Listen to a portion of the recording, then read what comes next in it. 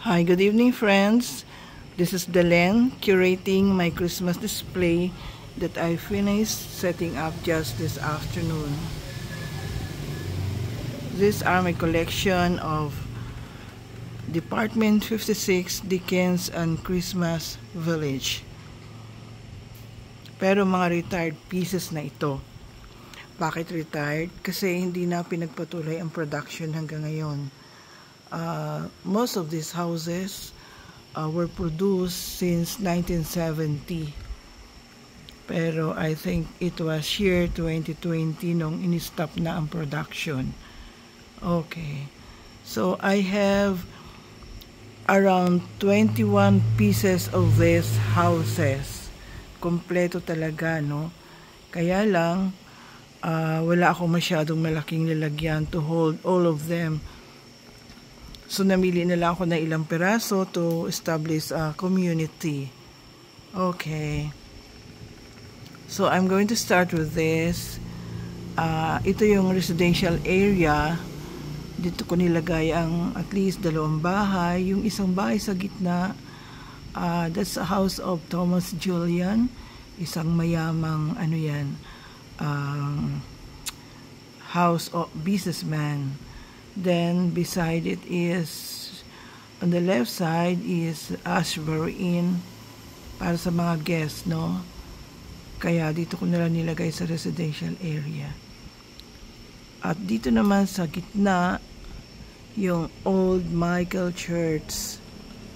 So para siyang nasa valley, no, ng community. Okay. And up here is the commercial district. Ayan, mayroong department store where you can do your shopping. Ano bang pangalan ito? Hollydale.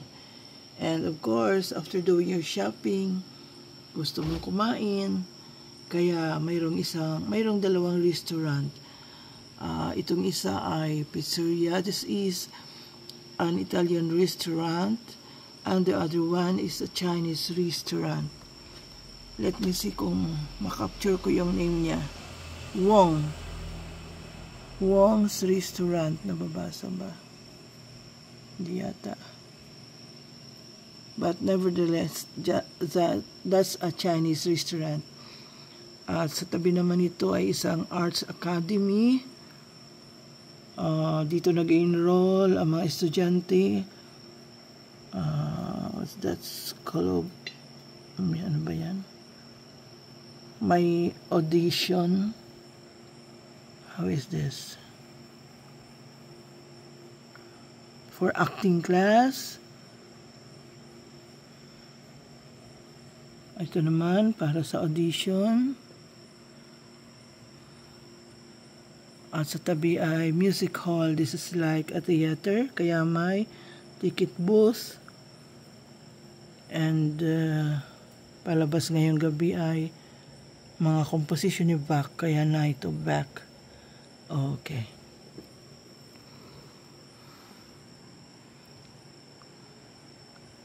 And down here is Amish house. Alam natin na sa Amerika may sarili silang community. Ayaw nila sa industrial and commercial district. Yan. Ito yung bahay nila, kaya nakihiwalay. Okay.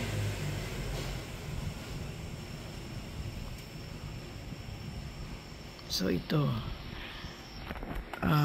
Yung Christmas display ko noon when we were in Manila, kompleto. May mga personages, no? Like figurines of carolers, churchgoers, couples, shoppers, kahit mga dogs, mayroon, mga street lamps, and benches to make the scene more real.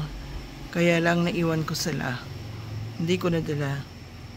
So later, or perhaps next year, Lord willing, pag makaset up ulit ako ng Christmas Village, siguro mas kompleto na. Para mas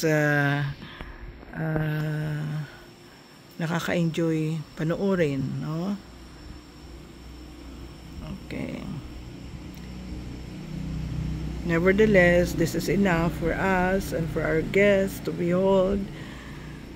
Maganda na rin siya sa gabi kasi well lighted naman. Okay.